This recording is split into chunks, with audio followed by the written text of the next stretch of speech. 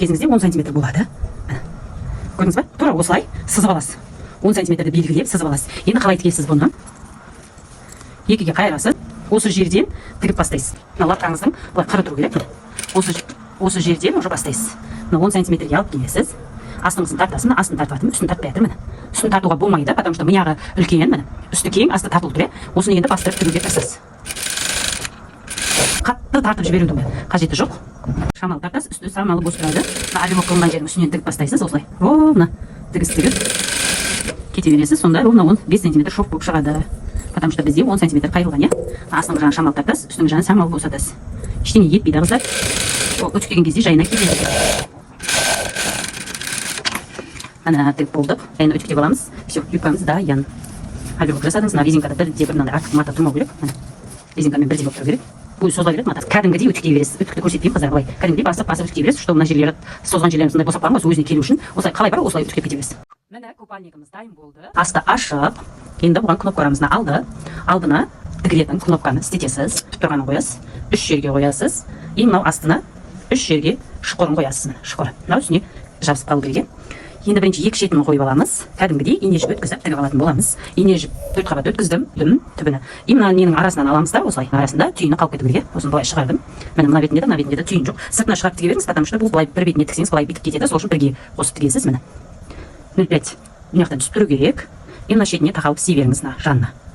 Кесеңе дұрыстап алайық. Міне. Кіргіздік. Міне, ұстап аласыз, кәдімгідей былай кіргізесіз. И екінші тесігінен алып келесіз. Тартып бірге 4 қабат болған екен, бір айналдырсаңыз жетеді уже. Осылай. Осы жерінен, мына жерінен, мынаусына қайтып кіргізесіз, бірақ уже бір қатарына кіргізесіз, арасына кіргізесіз. Осылай. Осы жерге түйін жасап қоясыз. Түйін жасауды білесіз деп ойлаймын. Екіншісіне де тура екінші шетінен тігіп аласыз. Екеуінің жоғарысы бірдей қалу керек. И осы жерден бастайсыз. Мынаның екі ортасын таңдайсыз, сонда былай істеп алсаңыз болады. Екіге бүктейсіз да, міне, бірдей қылып. И мынаның арасынан аласыз да, міне. Осы жерде примерно бірдей расстояниеде болсын, и ортасында болсын, міне. Екіншісінде де тура осындай бұл кнопка тігіледі. Біреуін көрсетемін, екіншісі уже көрсетпеймін, қыздар. Бәрі бірдей тігіледі. Ішіне тігілді, мынау сыртына тігіледі, потому что былай қадалады, осылай точно қойып аласыз, и потом белгілеп аласыз. Енді үтікке өшетін ручка бар. 3 нүкте қойып аласыз, осылай. Міне, осы 3 нүктеге тігетін боламыз. Шұқыр жағын тігетін боламыз, міне. Кәдімгідей осылай тігіп аламыз. Бұғанда 0,5 жетпей тұрады. Бұның да арасынан алып аласыз, міне. Үшеуінде тура осылай тігіп шығасыз. Үшеуін сыртына, үшеуін ішіне тіктімен былай қадап алады. Отложной воротникте бірінші лекалы дайындап алыңыз. Лекалы дайындап алмасаңыз әдемі шықпайды. Мына алдыны екі бүктеп аласыз. Түп-түз оқылып. Бірінші алдыны сызып аласыз, шамалы көтеріп. Қалай жатады? Тура осылай. Міне. Алдынан бірде бір қалдырмадым. Осыны сызып аласыз. Ручка, карандаш, енді өзіңізге ыңғайлы нәрсемен. Желкесін сызып аласыз. Кәдімгідей желкесін. Алдыны сызып алдыңыз, енді арқасын 1,5 см желкесінен түсіресіз. Осы жерді мына былай сызасыз. Тігісіне кетеді.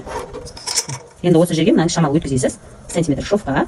И мынаны былай өткізесіз. Осылай қойып, спинкасын сатып аласыз. Осылай сызасыз. И мына сыз.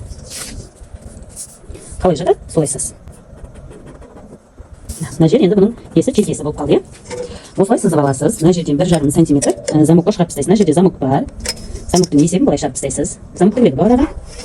Воротниктің длинасын аламыз. Воротниктің длинасы готовый виде 5 болып қалу керек. 5,5 бесе біз 6,5 аламыз. Айландырып сызып шығамыз. Сызып алып 6,5 сызып алайық, ертеді. Чтобы ровно шығу үшін бәрін бірлестіресіз. Әдемі қылып.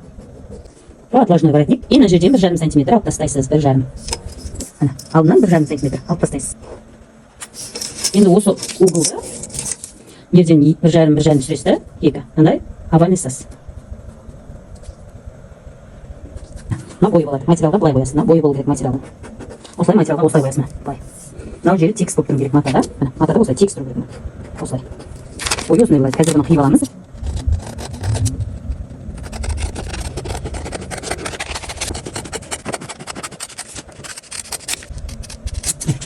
Углын берсек. Мынау замоктың орнына тастаймыз, әйтпесе круглы болып қалады. Замоктың ішіне қойсақ. Замоктың алып тастадық. Енді мына жерге росичка қойып қоямыз. Мынау желке. Бұл желке. Осы не желкеге түсу керек. Осы жел желкенің тігісіне түсу керек. Надан төртеу қиямыз. Мына енді воротник қиып аламыз. Мына екі кусоктарынан алсаңыз болады. Мына бойы, мынауды бойы. Төртеу қиып аламыз, екеу мына бетіне, екеу мына бетіне, қарама-қарсы бетіне. Мына бойы болған екен, мынаны дұрыстап қоясыз. Міне. Тура осыны сызып аласыз. Бұл үтікке өшеді, қыздар. Үтікке өшпесе, сіздерде мелмен істесеңіздер болады.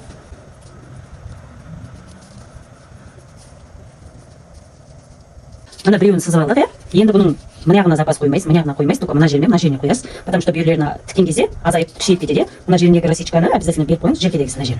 Желке қай жерге түсу керек екенін білуіңіз керек. Мына жерге кішкене добавить етесіз, 0,8. Ну, осылай добавить етесіз. И мына жағына қосымша добавить етіп қиясыз. Мынаны қиып алып, мынаған қойып қисаңыз да болады. Булавқа қыстырып қойсаңыз болады. Сырғып кетпеу үшін, бір-біріне. Жабыстырып, ең жағын чуть-чуть дополнительный запас қойды. Ең жағын. Бұл жақтан запас қойдайсыз. Ең жағына шамалы запас бересіз. Желкенің орнын шамалы көп емес. Енді мынау екіншісін қиып аламыз. Мына бойы, мынау ені. Тұр осыны қоясыз. Осылай тұрады. Осыны булавқасын мынаған қадап шығасыз. Төртеуін бірге. Енді осыны қиып аласыз.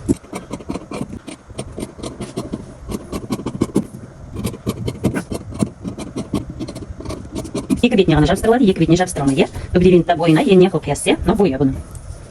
Екіге бүктеп аласыз.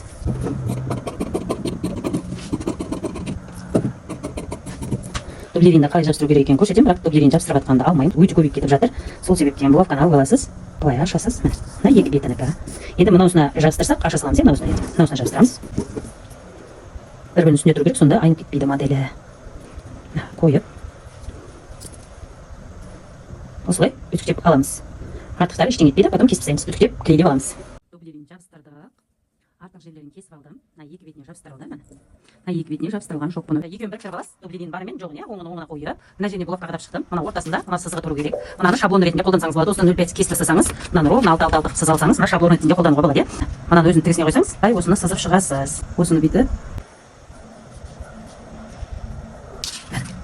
айналдырып булавка қадап шығасыз да, тігіп шығасыз. Қолда тігілсеңіз де болады, булавкада қадап шықсаңыз да болады. Қолына айналдырып булавкада қадап аласыз. Мына екеуі бірдей қадалады. Осыны тігіп шығасыз, айналдырып, мына беті ашық қалады. Осының үстінен тігіп шығасыз, закрепка бересіз басына, міндетті түрде. Осы неменен тігісті булавкасын алып барып тігіп кете бересіз. Булавкасын шығарып тастайсыз.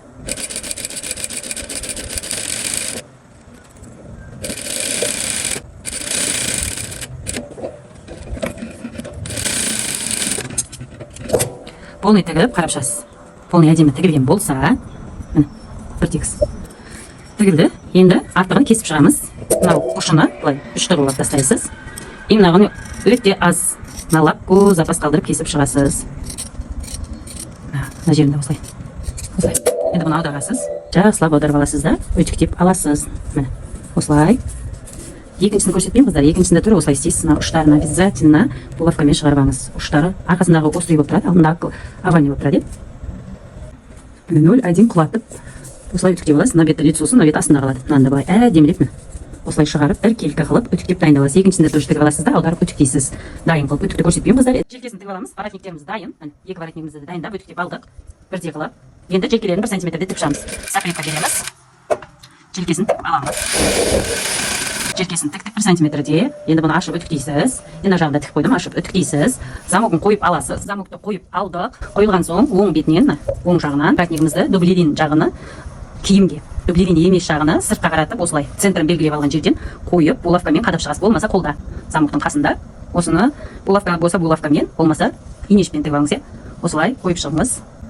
Міне қойып шықты. 0,1 емес, 0,8-де тігеміз. Бірде қойып, 0,8-де тігіп алыңыз. Осылай мына росичкасы желкесіне келеді.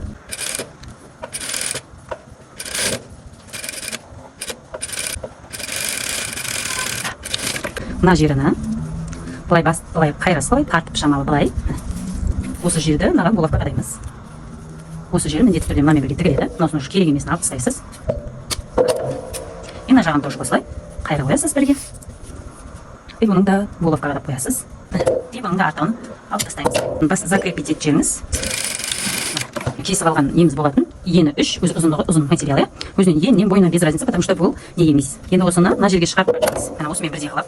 Мен бірдей қылып, осыны осы жерге тігіп шығасыз.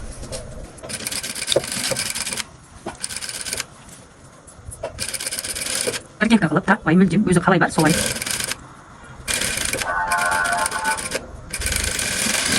Жақансақ тігіп алдық. Енді артығын алып тастайсыз. Артығын алып тастайсыз. Бірге тігіп алдық тігісіміз. Мына материалымыз, мынаны бүйтіп қайырамыз. Мына жерінің бұрышын жақсылап шығарамыз. Мына ұшын росичка бересіз, мына ұшын кесіп тастайсыз росичка беріп. И потом былай қайырасыз. Мынау екеуі бірдей келу керек. и жауып тексеріп көресіз. Жапқан кезіңізде наворотниктің да ұштары бірдей болып келу керек. Енді мұның бойынан қалай обработка жасаймыз, мынаны ашып аласыз. Енді бұны былай дауысын ровно екіге бөгіп, сосын мына жерді мынаны жауып тігуіміз керек. Бірақ наворотникті көтеріп тұрамыз, астына түсу керек тігісі.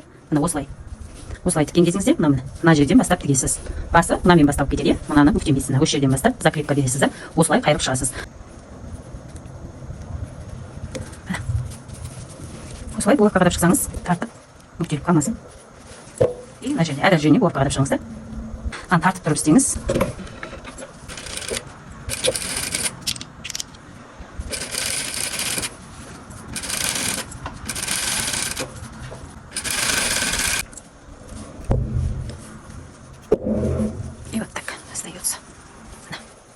Рукавын біреуін дайындап қойып, тура осылай рукава дайындап аламыз. Ол үшін бізде мынау бар. Екі жағын қазір тігеміз 1 сантиметрде, ашып үтіктейміз. Мынаны тоже бір-біріне қойып 1 сантиметрде тігіп, ашып үтіктеп аламыз. Тігіп алдым. Міне екі жағын 1 сантиметрде тіктім, ашып үтіктеп, екі үтіктеп алдым. Енді бұл бетіп тіккен кезде бетіп кетпеу үшін екеуін бірлестіріп, үлкен шовта тігіп қоясыз. Екеуін бірлестіріп, просто бірге бірдей қылып тігіп қойыңыз. Дублерін жазып, потому что созылып тұру керек. Адам кигенде, шешкенде артықтарын былай тастап аласыз. Енді осы сызықтан екі бүктеп, екінші центрін тауып аласыз. И потом росичка бере аласыз. Кішкентай ғана. Вот, росичка берді, білінер-білінбес. Енді мынаны шов берместен бұрын болғанда центр белгілеп аласыз. Бұны ұстайық алыңыз, чтобы көрінбей қалмасын. Енді бұны да үлкен шовта двойная сборкаға тартамыз. Екі сборка қыламыз, бір сборка жетпейді. Біреуі кетті. Біріне сәл өткізсең жетеді. И екінші шов. Жамбы-жан, қатты алыстап кетпесін, арасы екі қатты жақын болып қалмасын. Бір-бірінің үстіне шығып кетпесін. Сборка тартылмай қалады. Так. Өтті. Екі бірдей шовты тауып алдыңыз. Енді тартасыз. Мына екі бірдей мына беттік. Только передний жақтық. Осылай тұрған күйі мынаны ішіне саласыз. Мына бетте лицо болады. Лицосына қоясыз да. Енді осыны былай белгілеп, центрге осылай сборкасын тартып шығасыз. Бірінші мына бетін тартасыз әдемілеп. Жететіндей қылып, ровно әдемі қылып тартасыз. Мына бетін тартып алған соң екінші бетін тартасыз. Үлкен шовта тіккен болуыңыз керек. Болмаса тартылмай қалады. Бір-бірінің үстіне шығып кетпесін шовтар. Тартылмай қиналып қаласыз. Үзбестен не қылуға тырысаңыз, әдемі шықпай қалады. Центріне қойып алып, сосын сборка жинаңыз. Сонда точно шығара аласыз. Енді мына бетін аласыз да, тігісіне қойып аласыз. Осы жерден де булавка қадап аласыз. Центріне қойып булавка қадап аласыз да, сборкаңызды реттеп шығасыз. Ровно бір келкі қылып. Жайып алған соң бір келкі қылып. Енді осы жерден 0,8 тігесіз. Но сборканың үстінен тігесіз. Әйтпесе жақсы шықпай қалады. Артық жіппен былай тартып қоясыз, потом кесіп тастайсыз. 3 жағында тіккеніңіз дұрыс киімдерді. 4 уже ашылып кетеді тігістеріңіз, әдемі көрінбейді.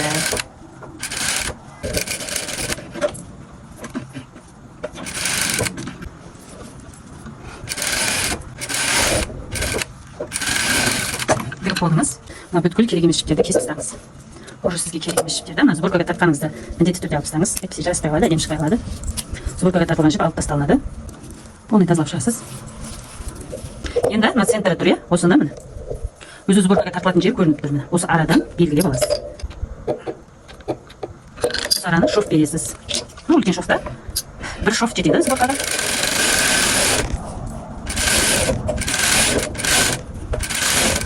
Болды.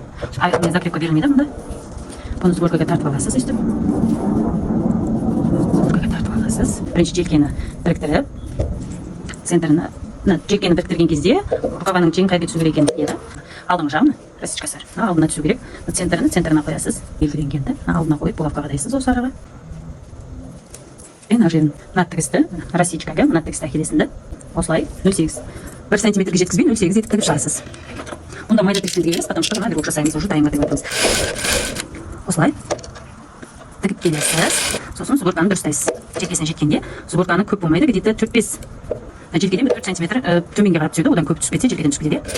Осылай сборканы барынша осы сборкасымен тігуге тырысыз. Жең ішіне кіріп кетеді. Соның үшін міндетті түрде жеңіз свободно болу керек тіккен кезде. Тігіп шықтыңыз, шов алып тастаңыз. Жіптерін алып тастап, екінші жеңінде тура осылай қоясыз, оверлок жасайсыз. Екіншісінде тура осылай қыласыз, оверлок қыласыз. Дайын.